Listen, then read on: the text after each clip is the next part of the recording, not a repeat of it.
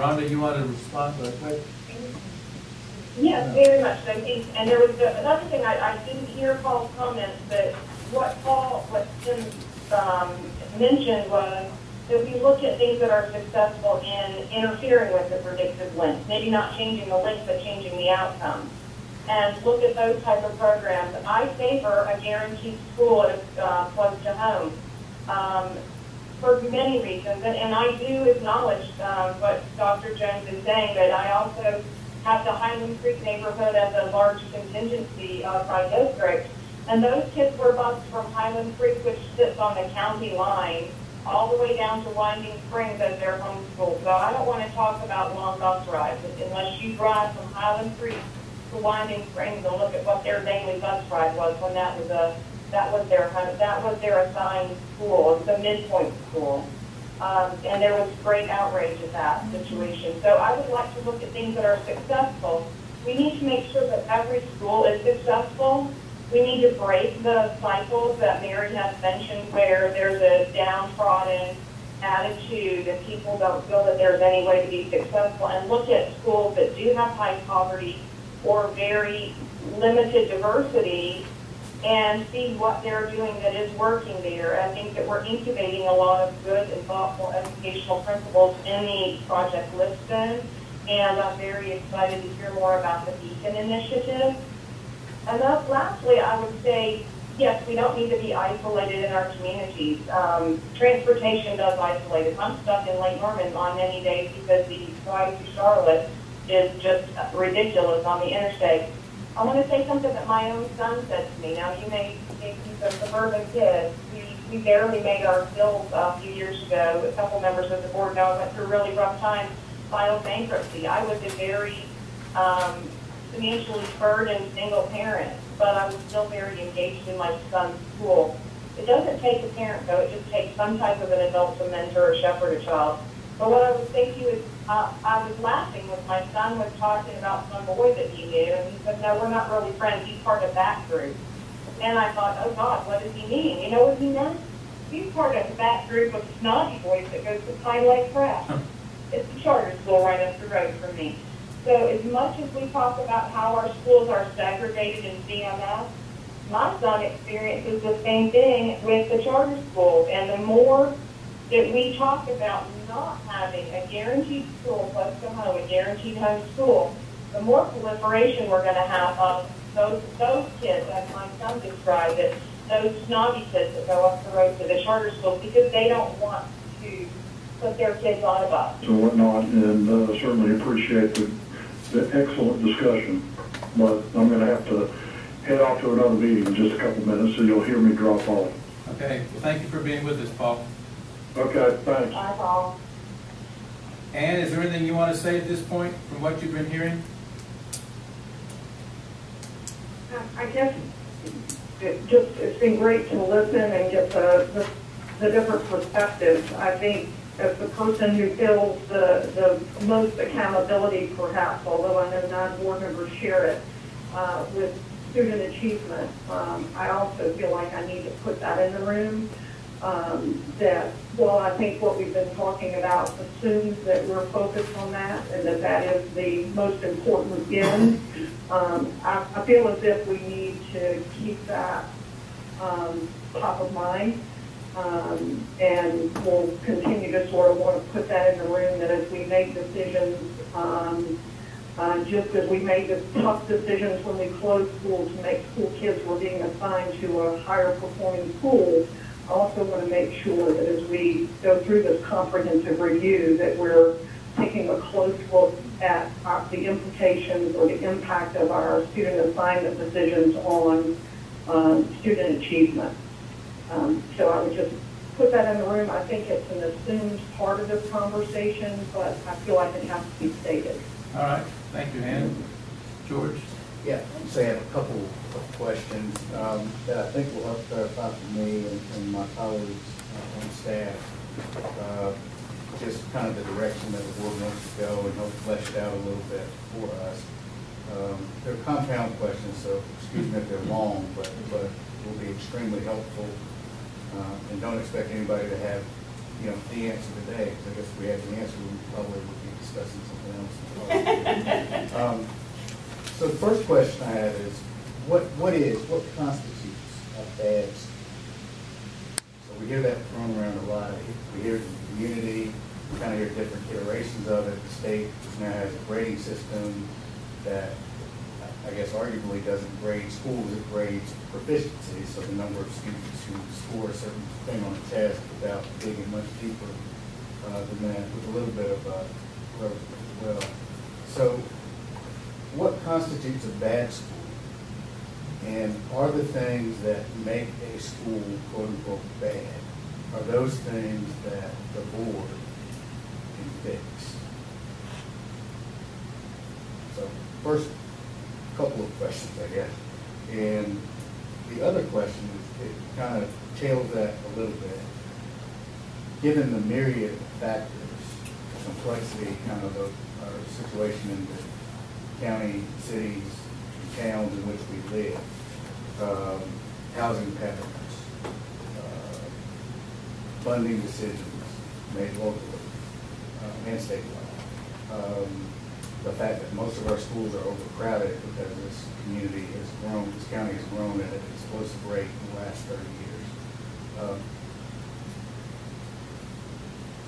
Realistically, I guess, what can the board do to basically overcome those obstacles to make our schools, for instance, our neighborhoods are not diverse. What can we do to make our schools overcome that obstacle? Our county is bursting at the seams with people in a good way. We've got people coming here, but we've had limited means to build schools. And most of our schools, correct me if I'm wrong, Mr. McCullough, most of our schools are overcrowded, even in the traditional sense of them. So realistically, what can you do? Not that you don't want to be aspirational, but in terms of messaging to the community and giving an accurate picture of what the landscape is. I guess it goes back to what Tim alluded to with Wake County. They are building their way out of it. They with their bond package that they had, it was over $900 million. They have, 15 schools coming online? It's 20 coming online in the next 2 years. There's no way. We can't build our way out of it right now because we just don't have the means. And that's what I meant by when I say I feel like we got the weight of the world on our shoulders and not even a dime to help relieve some of that weight. I don't know how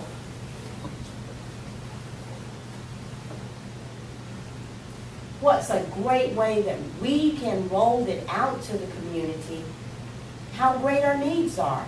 I mean, we tried it with our facilities report.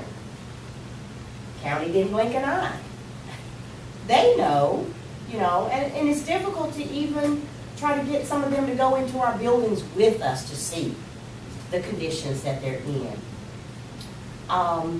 Where we have stopped thinking territorially and become a whole board, they're still in that territorial frame of mind. I'm only going to go into this building because it's in my district. It's got to be a wholesale, collective thing. The board cannot do it alone. I feel like we've got to lay the groundwork. We've got to do that in order to get the message out there and tell what our needs are.